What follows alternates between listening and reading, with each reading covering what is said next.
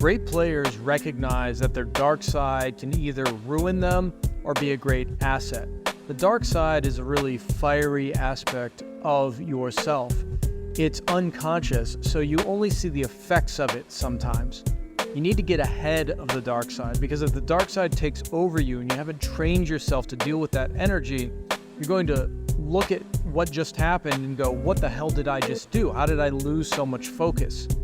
Maybe the ref makes a bad call and your dark side wakes up, and all this repressed rage about the injustices of the world, the unfairness, or the blindness of the ref just sends you off the deep end. And then suddenly you're over trying, you get stupid fouls, your shot feels good, but it's a little long and you're wondering why. Well, it's because you have that dark side energy coursing through you. Great players learn to channel the dark side in the same way that they'll take something a hater said and you just sip on the hater's energy. They don't guzzle it, they just sip on that energy. They essentially channel that energy into a heightened focus. You do the same thing with your dark side. When you feel that rage, you say, okay, I feel the rage, now I'm going to channel it and take it, let it come over you slowly, kind of like a slow drip or a nice slow steady stream of that anger. It energizes you and it can enhance focus if you do that. Of course, a lot of people, when the dark side takes over, it hijacks their brain, it hijacks their nervous system, and suddenly, you're out of control.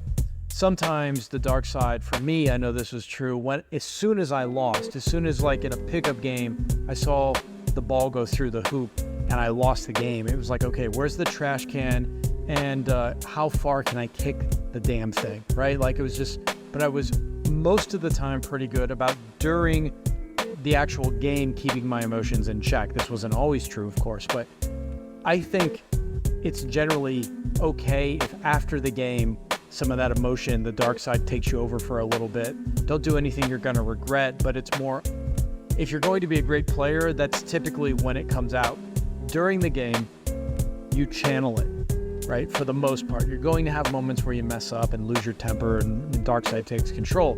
But if you're going to be great, more often than not, you've got to just channel that dark side energy. Kobe, Jordan, there's all these stories about them smashing a locker room after the game. But if you watch during the game, it's very rare that you see them actually lose their temper, get, technical fouls, flagrant fouls, things like that. Because they've learned to channel their dark side. It's a secret weapon. Your dark side is a secret weapon. If you want to learn more about the dark side and your shadow, sometimes I think it's very appropriate to call your dark side the shadow. You could check out my program at dylanfried.com. It says Come to Know Your Shadow.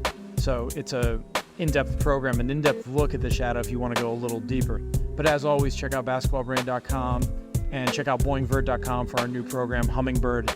Guys are really loving that, and you get basketball included. Talk to you later. Bye-bye.